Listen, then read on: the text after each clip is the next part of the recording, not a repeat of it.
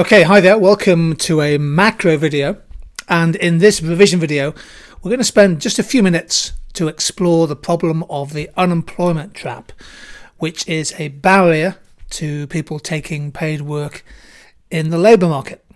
So what do we mean by the unemployment trap? Well, the basic definition is that it's a trap or welfare trap in which there's an incentives problem facing people who actively want to accept paid work but may not necessarily be better off financially if they do so. The reason being that the combined effects of tax and welfare, in addition to extra work-related costs, in some circumstances can make it financially unattractive for somebody to accept a part-time or full-time job offer.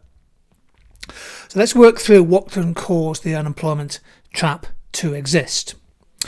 Consider somebody, for example, currently out of work, but with the offer of a full-time job paying the minimum wage in the UK, which is currently £8.92 an hour. Let's assume they work 40 hours a week. We ignore things like overtime payments and bonuses and things. If they work 40 hours a week at the minimum wage, it's about £356 a week. And if we multiply by, let's say, 51 weeks a year, we get an income of just over £18,500 per year in gross terms. So taking the job generates income, and that of course is well above the standard rate for the job seekers allowance, the unemployment benefit. However, let's think about how the trap can kick in. First of all, the basic income tax allowance is £12,500. So 6,000 of that 18,500 will pay income tax at a marginal rate of 20%. Well, you pay income tax on income earned in the labour market. In addition, though, you also pay national insurance contributions, and they're paid at a percentage rate of 12% if you earn more than £183 a week in 2021. So probably half of that gross earnings would also be eligible for national insurance. So effectively, on quite a bit of that income, you'd be paying a tax rate of 32%. Well, you're still better off, although the net gain from taking the job has clearly come down a bit. But then the third factor, which is quite important, is that in the UK, welfare benefits, including universal credit, some of them are means tested or income related. And as your income goes up, then the state or the government takes benefits away. It's called the taper rate. It's the rate at which benefit is taken away as you earn more. And if you earn above a certain amount after tax, universal credit is taken away at a rate of 63%. So for every extra £1 of income you earn after tax and national insurance, you lose 63p in universal credit. Now that can be quite a powerful negative, particularly for people in low-paid jobs. And then there are other work-related costs to consider. You know, the cost of travelling to and from work, the simple things like the bus fare or the taxi fare if you're working unsocial hours, the cost of workplace parking, for example.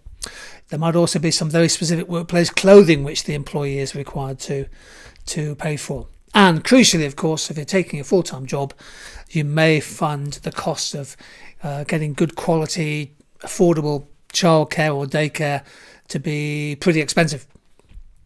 So the net result of these factors, work-related costs, benefit withdrawal, national insurance, income tax, the net result is that there might be quite a strong financial barrier to accepting a low-paid full-time and part-time job, even if it's available.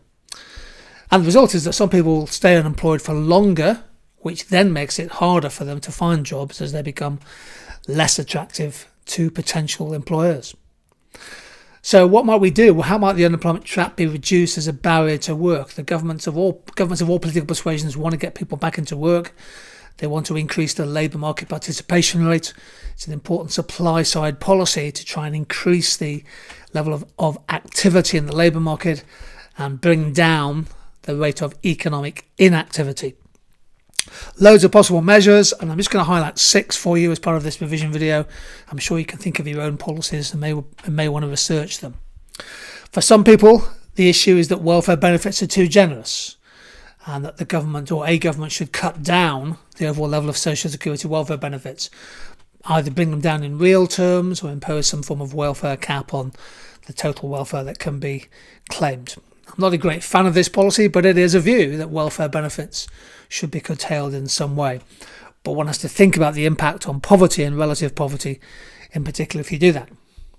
Another approach is to say, well, let's increase the amount of money that people can earn before they start paying national insurance and income tax. Let's lift the income tax-free allowance above $12,500. Let's lift the threshold before you pay national insurance.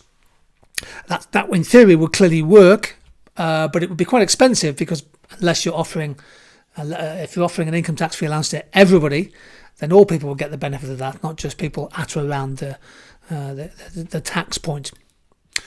The third option is to bring down the taper rate. I mentioned that universal credit's taken away at 63%. If you bring that down from, let's say, 63% to 50% or 40%, then there's less of a benefit withdrawal as people start to earn more money. Fourth point is to make work pay, to encourage a higher minimum wage. Let's say we move towards £10 an hour in the UK, or we get more employers, there are now over 7,000 of them in the UK, who are living wage employers, which is quite a bit above the minimum wage. Earning more, of course, means that you get to keep more income even after tax, and probably better able to afford childcare and commuting costs. Fifth point, of course, is to bring down those work-related costs. Are there ways that you can improve the affordability of things like bus travel? Can you improve the access to childcare? So tax-free childcare is a policy used in the UK. Is that having an effect? Can you make renting of property more affordable so that people can live closer to their workplace and perhaps cut down on other costs? And of course, the wider issue, one that you may well have come across, and we have a separate video on this, is to consider maybe to trial some form of universal basic income, or UBI. Unconditional basic income is basically would offer the same sum for every adult, regardless of their income or their housing costs, perhaps replacing a range of welfare benefits. Universal basic income is being considered in some countries. It is being trialled, has been trialled in countries like Kenya and Finland. It's well worth considering, particularly if you want to think about the economics of welfare and incentives. So this, I think, is quite an important concept to be aware of, the unemployment trap. Build it into your notes on supply-side economics, on unemployment, on economic growth. The barriers to people getting into work are significant policies that governments need to address. Okay, thanks for joining in. Take care and see you soon.